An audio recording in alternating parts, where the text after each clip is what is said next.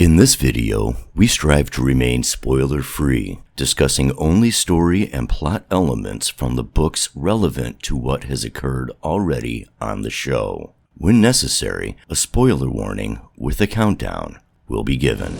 Hey, I'm Jen. I'm Max. And I'm the Geeky Hippie.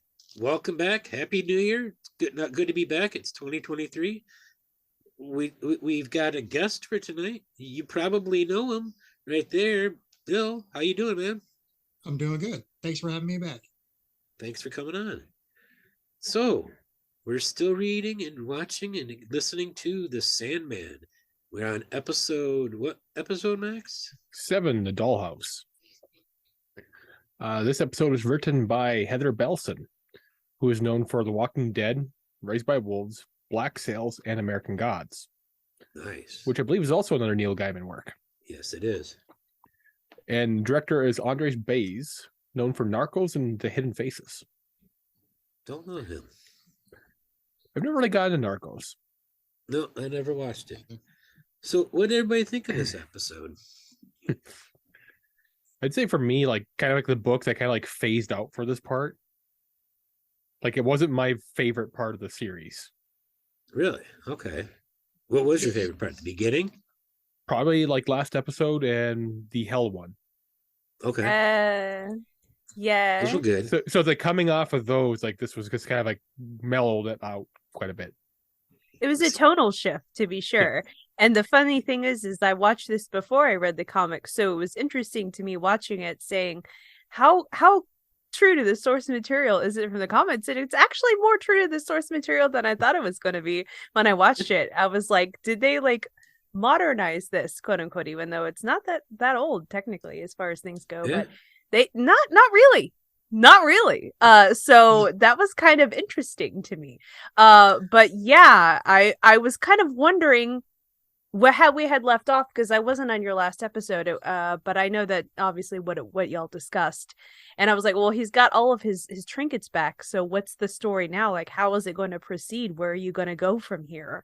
And it's kind of interesting how they do that with the whole concept of a vortex, which is brought to the story now. So it's interesting. Yeah, this show is pretty accurate when it comes to dialogue, adapting the book. I mean, sticking close to the book, because there are a number of episodes where the dialogue is literally ripped right out of the comic, word for word, or at most some additional words and maybe a word dropped, rephrasing, but it's always pretty damn accurate. I mean, I think this might be the most accurate show we've reviewed on the channel, in my opinion, at least. More accurate than Wheel of Time.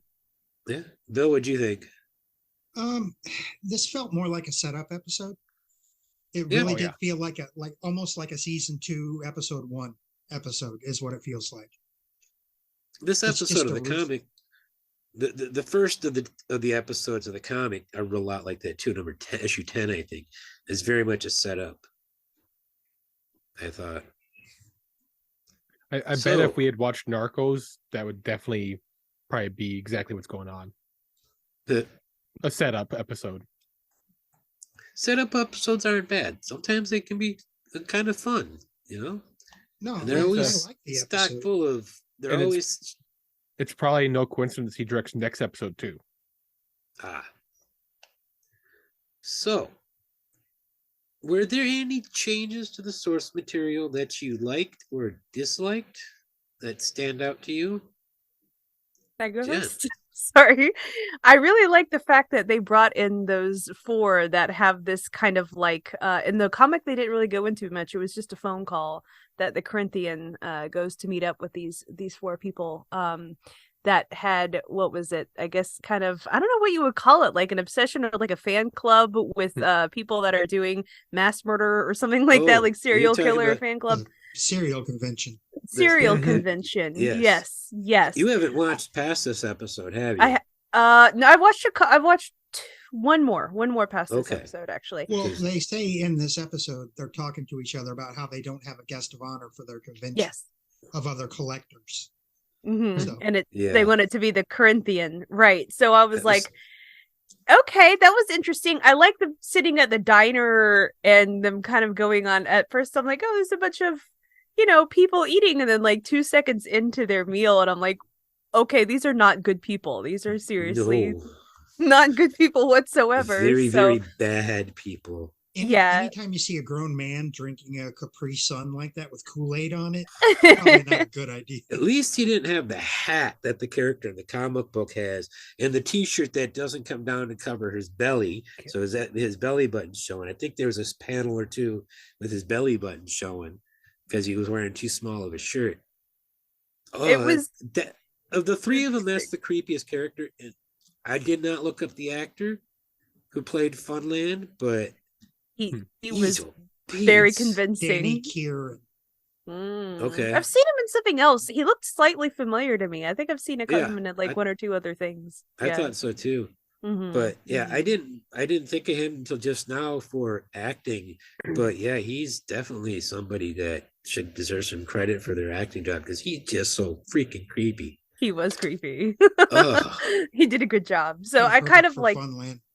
Yeah, I like that little bit of something that you don't necessarily get in the comic. It was kind of more off screen at the time that was going on. So that was kind of cool. I'll start by saying that.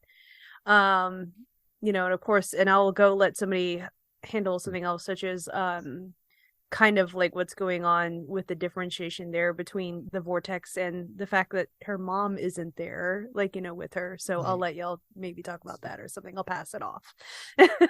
There's a lot of things. Yeah, I read that. I read that. I've got it here as a note. Killing off Rose's mom, Me too. and having Lyda replace her, and having Jed be. One of the other changes I like is Jed being the Sandman instead of Hector, Lyda's husband. Right. It gives us a nice scene on the plane with Lyda talking to Hector before the viewer finds out, oh, he's dead. So she's having this talk with her husband, in her head. I like that scene. Well, there's the introduction of Galt as well, who is not in the comics at all. No, Galt is a breakdown of Brute and Glob. They got rid of Brute and Glob. Different characters. And that was what I was going to mention is they kind of swapped that out for. You said Galt? I was thinking it's Ghost. I don't know. No, Galt, Gault. I thought it was an S, but whatever. No, that's right. Close enough. Yeah. That was the big change. And I like that change because it tightens things up. It gives us more of a direct connection. It keeps us from having to be introduced to Lyda and Hector and Rose Walker and her brother and mother. It just it speeds things up. It shortens it. It connects the two stories from the comic tighter, because we see everything that happens to the both sides of this story going forward still mirrors what's in the book. Well, not just that. It also makes more sense the way they have Lyda and Hector, because in the comic book, why Lyda is there is never explained. Hector, it makes sense. Lyda, not so much. I mean, it's explained, but the explanation doesn't work for me. Well, yeah, that's what I'm saying. It doesn't make sense. Narratively, this makes more sense to have the husband. He brought her into here. Okay. Or no, Brute Glob, I think, brought her in. I'm not sure. I'm never sure how that happened, but yeah, I'll know next week because that's covered in next week, I believe.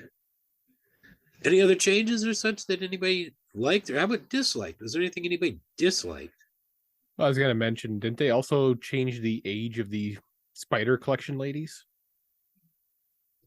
Yeah, I don't remember an age. I don't remember an age being given for any of them, or you can't really see their hair to tell color, because don't they always have veils on just like in here? I'm strictly going by the audiobook. They sound much older. So yeah, okay. They do. So in my head canon for them, when I think about them, they look older when you can see their faces. So gotcha. I'm with you on that, Max. I'd say they have a grandmotherly speech.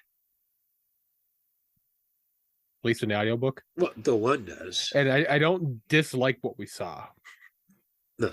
Like, it was just, that was kind of a change for me that I saw. I actually like, in all these episodes, I really dig the people at Hal's house, that live in Hal, under Hal, at Hal's B&B. What a collection of characters, huh? Yeah. I mean, it's so awesome. They were also in an episode of Nip Tuck. Were Really? No. Huh. Oh. That would make sense. Don't tease me. No, but they had an episode like that. It was more like a Barbie and a Ken. Oh, yeah. So- Yeah. What'd you guys think of the visual elements of this show, from the scenery, costumes, props? Oh, and it's cool auditory with music too. The Much more bright.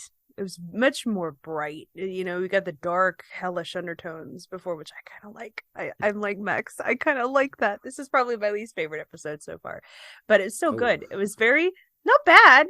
It's just like, Okay. oh well, what do I like most? I like the him hunting, the mystical part of it. When you get more to real life, it's the escapism is less there for me. Yeah, even though it's still fun. It's a fun romp. Right.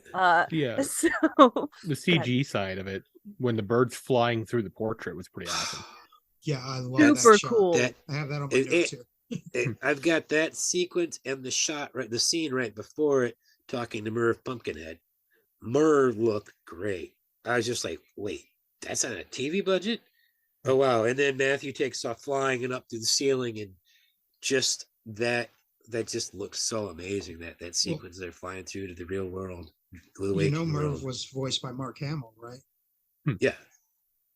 I didn't know And that on the until on the Chris audio, walked it's by. Kevin He goes, Smith. "That's Mark Hamill." Don't you mean the Joker?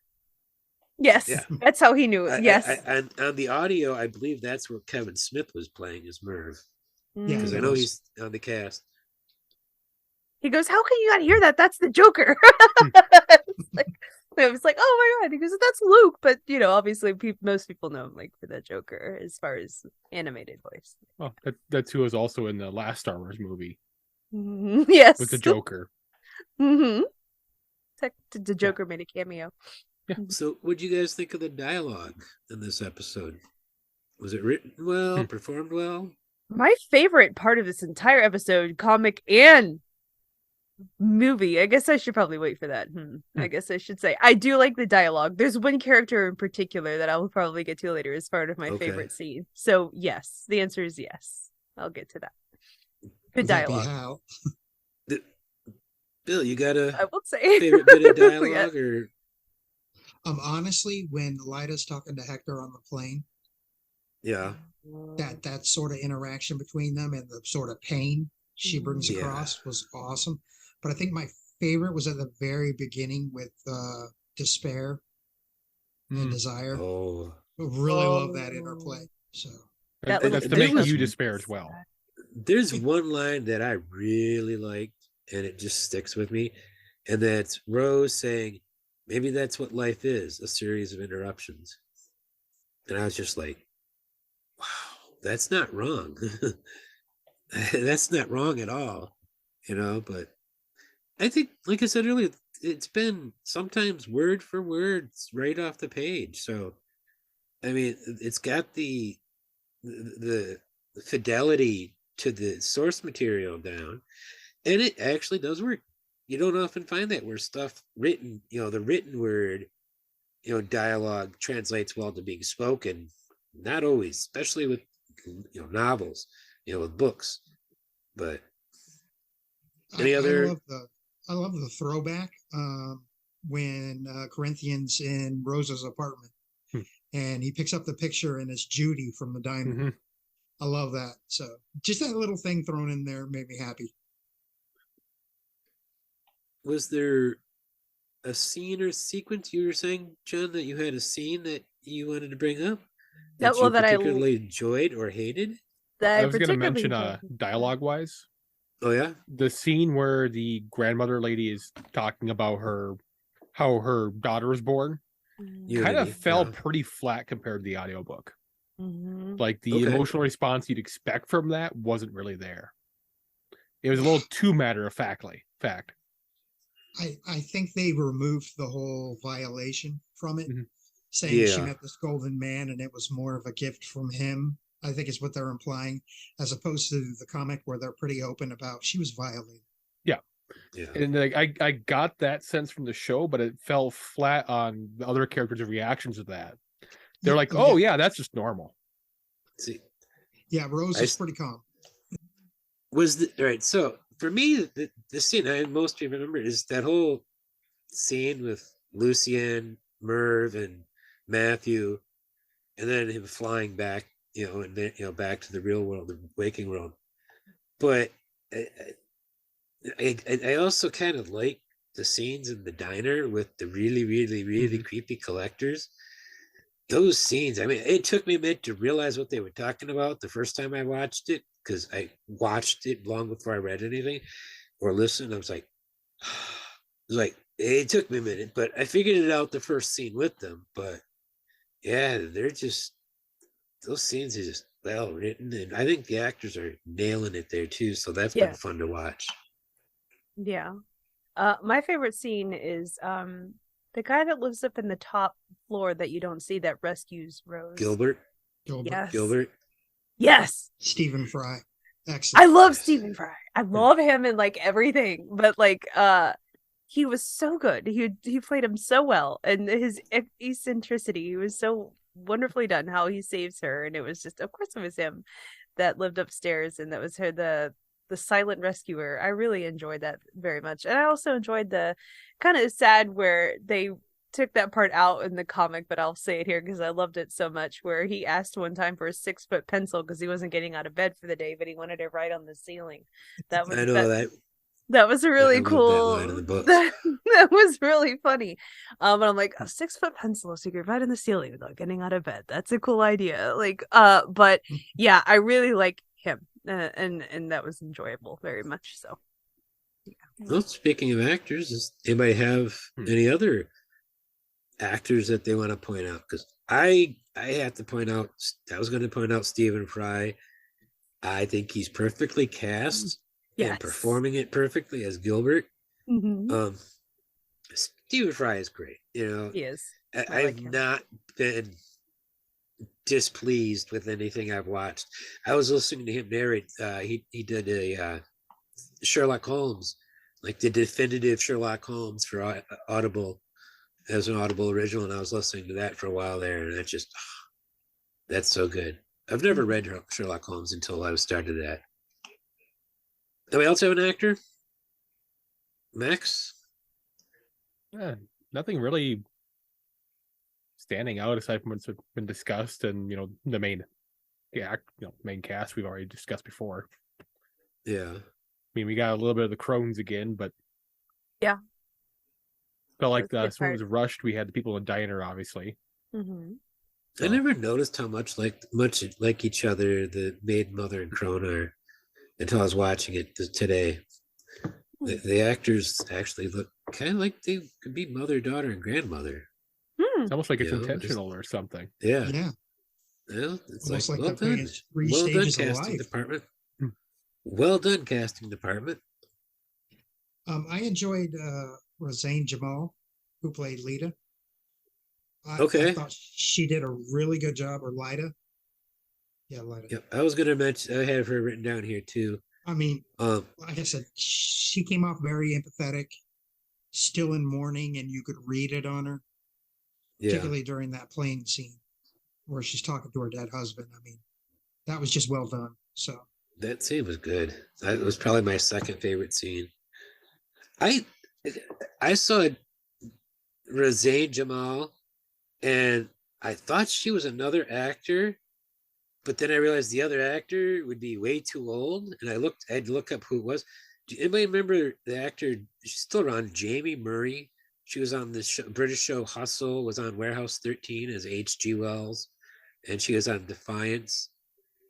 If you looked her up, Jamie, spelled just like Jamie Lannister's Jamie, you probably recognize her if you watched a lot of genre shows. I love that you referenced that for us. What a bunch of nerds. Which you're right, by the way, spelled just like Jamie Lannister. We're all like, oh yeah, Jaime. Like you would, it's so great. We would all understand that. You're right. I mean, I flat out refer to me and Bill as the old nerds for our new show.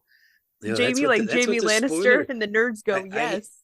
I had a new spoiler alert recorded by the voice of warning, and I wrote it out for him, and in this video, the two old nerds discuss, middle-aged, middle-aged nerds. Yeah.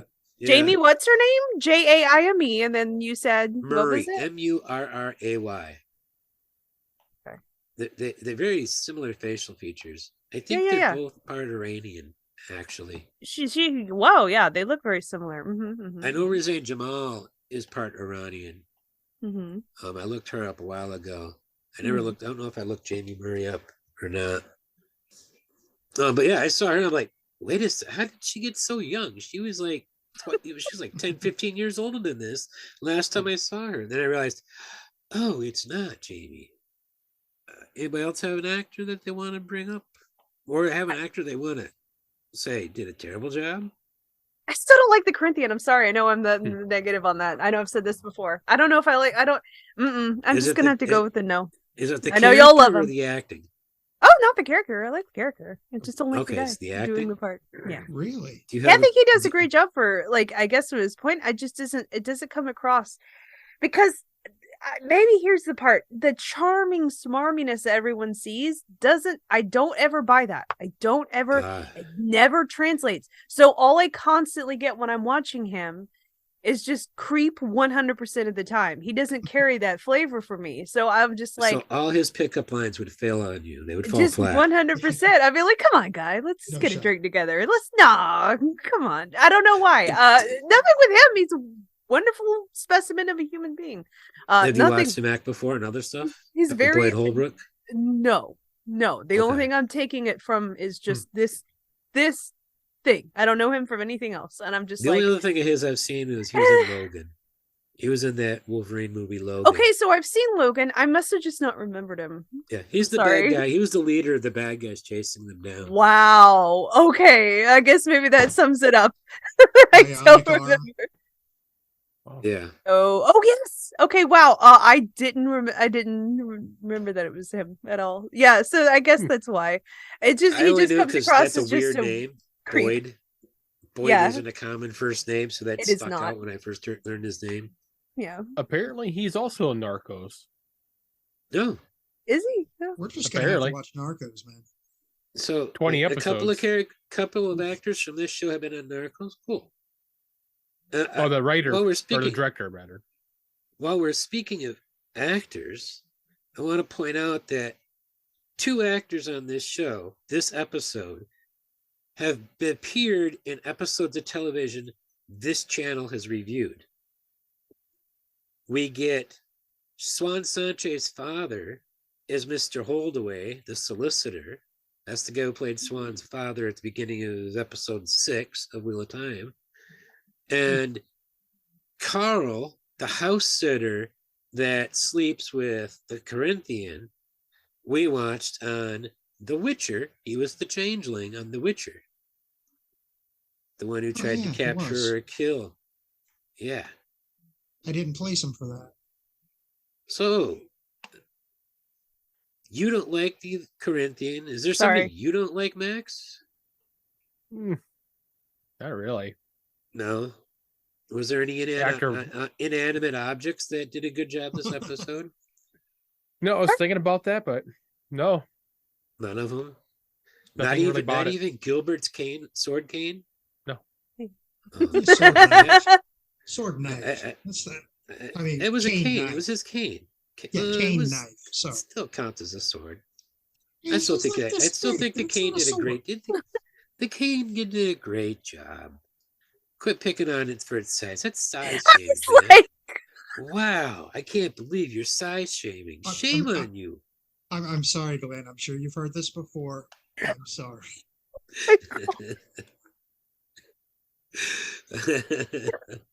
Max just sitting there. What's going on? No, I think he knows. So we've gone through actors and sets and CG and dialogue. I guess that brings us down to themes. What kind of themes did anybody notice in any of the 3 renditions of this story that we've taken in? Graphic novel, audiobook, or TV show? Trying to find lost family. It's pretty big theme. So when the serial killers, they're trying to find their lost family in the Corinthian. Yeah, well, they're trying to lose people, so Would generational trauma be one? Okay. Yeah, how so? Good call. Where would you point? How would you just? Well- Where would you point that out? Well, you have the grandma in her situation being asleep. Then you have her grandson being abused by his father or stepfather, or adopted father, whatever you want to call him. Right. And Rose almost got, well, she did get jumped, and she almost had worse happen. Or at least in the comic book, the one guy wanted to do worse. They avoided that on the show. You know, they split the brother and sister up for almost no reason. Well, the book had them split up too. Yeah, I'm saying They it's part of actually got- generational trauma. Yeah. Okay, yeah. That scene was rough in the beginning where he's begging her, please take me with you. Yeah. It That was was a little rough. Did you notice the neat little tricks they did to make her younger? When the actress is still the exact same age as she is when she's playing 21-year-old Rose. Here she's playing 14-year-old Rose, and they give her the braces, And regular the hair. shortcut, different hair. Well, the hair in the modern time is a mirror of the rainbow-colored hair she has in the comic book. It's just because it's a black girl, she has dreads instead of straightened hair. Yeah. I think it's really cute, the dreads, but I'm always a fan of multicolored stuff, There was a point where if would I'd never never been have able to thought grow that. dreads, Yeah, like me half either. of my dreads would have been a different color if I'd ever been able to grow dreads. I think your shirt gave No. you away. Look, this? Yeah. No, That's just two colors. Well, a little bit of, it's yellow still. No, I don't like bright, shiny colors. Bright colors. What are you thinking? it's just hippie camouflage. Hippie camouflage. That's good. In all honesty, though, I really do want to make a tie-dye shirt one of these days using all the dye colors that you find in the old school camouflage, like the darker greens and grays and blue or browns. I want to use those colors to do a tie-dye, so I have a tie-dye that blends into the forest. Yeah, it's just called camouflage. But I want it I to know. tie-dye. The exact same process. Yeah, Seriously. I want the pattern to be tie-dye, not. But You want a spiral any other- pattern. yeah. Anybody else Yeah. find any major themes? The one I latched on to is theme of family. Like Bill, he was looking at searching for family, but we got a few versions of family being shown here. First, Rose meeting her grandmother, Unity. That's a new connection of family there. The first meeting was between Desire and that was family. Talking about the Yes. prodigal, whether he Good returned or not. point. That was Despair's whole point. Yeah, good point. I forgot about that scene. Yeah, it's but- right at the beginning. Who watches that? Yeah, I watched the beginning, and then by the end of the episode, I forgot about the beginning because it was like the second time we see those two characters, and not even for 2 minutes. Mhm. I'm like, okay. At this point, season 1, I really don't care about Despair and Desire. I know that they're going to be important going forward. I know that much, but I don't care about those two characters just yet. I would say Um, the biggest theme for me was escapism. The lady Lyra, Lyda. Lyda, yeah. She does not want to be living in the real world, does she? Obviously, Jed is trying to do anything to also not live in the real world with his situation. Rose isn't necessarily looking for escapism yet as the vortex, but that's probably going to be the only way that she can find happiness in the real world is to go outside of it. But that's going to be in another episode soon, subsequently coming up. The people that live in that house are all trying to get away from reality, aren't they? Everyone in that house is connected by They're not their in need. reality yet. They're not. They're all They're hiding not- from it one way or another. Yes. Even from the Gil- two super normal people. Even Barbie and Ken, their I reality think them is more than anybody. Yes. Yeah. So they all of them are together in this boarding house because they want to run away from like either something about the reality or just reality itself, or they just want to get away. So that's kind of like even the serial killers want to get away from reality and have their own little manifestation of it. So I think escapism is a very big draw to everyone. So okay. Yeah. What else did I see? Family. Oh, well, there's obvious family there in the search for her sister, her brother. when she's looking for Jed. A little bit of family Um, in the dreaming. Yeah. Let's see. Oh, I forgot to mention earlier when we were talking about actors. I really liked John Cameron Mitchell as Hal. I thought he was pretty cool. I liked the job he did. I also got a kick out of his hair because I just watched on Christmas Day, I watched the BBC miniseries Hogfather, and Michelle Dockery, who was on Downton Abbey as the oldest daughter, she starred as the character Susan, and she's got half white hair, half black hair, and the way it's done, and I was like, seeing Hal just kind of reminded me of that. You should look up a picture of Michelle Dockery, Hogfather. If you've never read Hogfather, give it a shot. Have not only had like- the pleasure. It's only like the 4th Discworld book I've read yet, but Terry Pratchett's pretty fun. I also see a little bit of family. She talked about being adopted by Lyda and Hector. Rose did. There was another example of family stuck in there. And I like Lyda being the one who travels with her too. But and then there's the found family for a short period at least of arriving at Hal's house and meeting Hal and all of his tenants.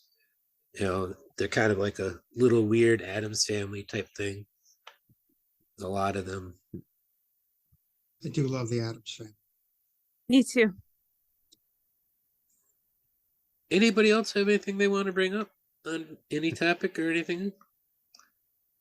Things that they didn't have a chance to work in elsewhere? Well, I think we're Not done. really. No. Yeah. I think we're done for tonight. This is going to be easy one to edit. Like real easy. So, well, thank you guys for chatting, and Bill, thank you for coming on. I appreciate it. We'll have you back next week, I think, and the week after that. And we're just gonna strap you to that chair and leave your internet on and not let you go anywhere. You So we're assume done I'm with not doing that on my own. Oh yeah, that's true. So thanks everybody for watching. Please come back next week as we discuss episode 8 offhand. I don't know the name Playing of it. House. But Playing House. Thank you, Max. He's on the job. And come back next week, and don't forget to be awesome.